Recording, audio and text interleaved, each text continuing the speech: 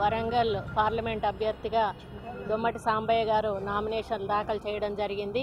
మరి అధిష్టాన వర్గం వారి యొక్క మరి ఎక్స్పీరియన్సెస్ కానీ ఆయన ప్రజల కోసం ఈరోజు ఉద్యోగాన్ని మానుకొని ప్రజాసేవ కోసం రావడం జరిగింది. గతంలో 2 సార్లు ఎమ్మెల్యేగా పోటీ చేశారు.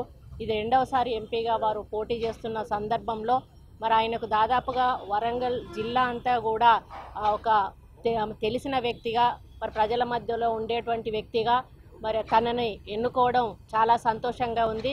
మరి ఆయన గెలుపు కోసం ఈరోజు కాంగ్రెస్ పార్టీ కార్యకర్తలు నాయకులు ప్రతి ఒక్కరు కూడా కష్టపడి పని చేయాల్సిన అవసరం ఉంది. ఎందుకంటే ఈరోజు మనకు ఒక నియంత పాలన తెలంగాణలో కొనసాగుతూ ఉంది. కాంగ్రెస్ పార్టీ ఇచ్చిన తెలంగాణను ఈరోజు తెలంగాణ ప్రజల అభివృద్ధి కంటే కూడా వాళ్ళ కుటుంబ అభివృద్ధి కోసం ఈరోజు ఎక్కువ సమయాన్ని వెచ్చించి కోటాను కోట్ల రూపాయలు ఈరోజు దండుకొని ఆ డబ్బును మళ్ళీ ప్రజల మీద ఖర్చు పెట్టి ఎమ్మెల్యేలను గెలిపించుకొని ఈరోజు పార్లమెంట్ మెంబర్లను కూడా గెలిపించుకొని మళ్ళీ దోచుకు తినడానికి నాకు లైసెన్స్ ఇవ్వండి అని చెప్పి ఈరోజు మన ముందుకు వస్తూ ఉన్నారు. మరి అటువంటి వారికి బుద్ధి చెప్పాల్సిన అవసరం ఉన్నది. ఎందుకంటే సోనియా గాంధీ గారు తెలంగాణ ఇచ్చారు.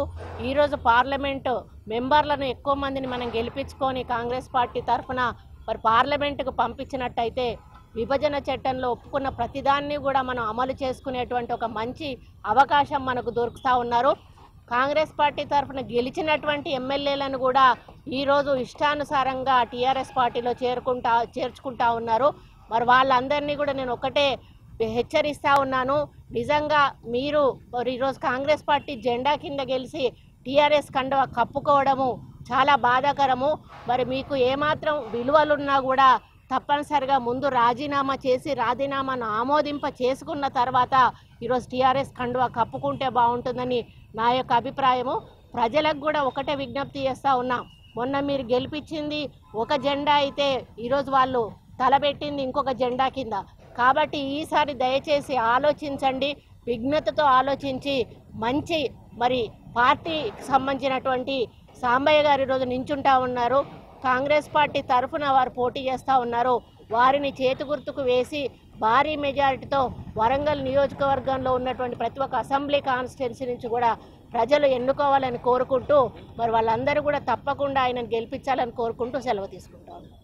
ఈరోజు జరగబోయే ఎన్నికలు దేశానికి సంబంధించినటువంటి ఎన్నికలు. అది ముఖ్యంగా కాంగ్రెస్ పార్టీ బీజేపీ మధ్యలో జరుగుతున్నటువంటి ఎన్నికలు. ఈ రాష్ట్రానికి సంబంధించినటువంటి ఎన్నికలు కావనేది మీకు స్పష్టంగా తెలియజేస్తూ బీజేపీ అధికారంలోకి వచ్చిన తర్వాత రాజ్యాంగ వ్యవస్థలన్నింటినీ ఎట్లా మరి విచ్ఛిన్నం చేశారో మనందరం కూడా చూసాం. అదేవిధంగా ఆయన ఇచ్చినటువంటి హామీలన్నింటి కూడా తుంగలో తొక్కేసి ఇవాళ ప్రజలను నట్టేట ముంచినటువంటి పరిస్థితిని బీజేపీ ప్రభుత్వం మనకు చూపించింది. మీరందరూ కూడా ఒక్కసారి ఆలోచించండి. ఇది దేశానికి సంబంధించినటువంటి ఎన్నికలు. దేశ ప్రజలందరూ కూడా కాంగ్రెస్ పార్టీని అధికారంలోకి తీసుకురావడానికి ఎదురు చూస్తూ ఉన్నారు. రాహుల్ గాంధీ గారిని ప్రధాని చేయడానికి కూడా వారు ఎదురు చూస్తూ ఉన్నారు. అందుకే మీకు ప్రత్యేకంగా విజ్ఞప్తి చేస్తూ ఉన్నాను. నేను ఉన్నతమైన ఉద్యోగాన్ని వదులుకొని ప్రజాసేవ చేయాలని వచ్చినాను.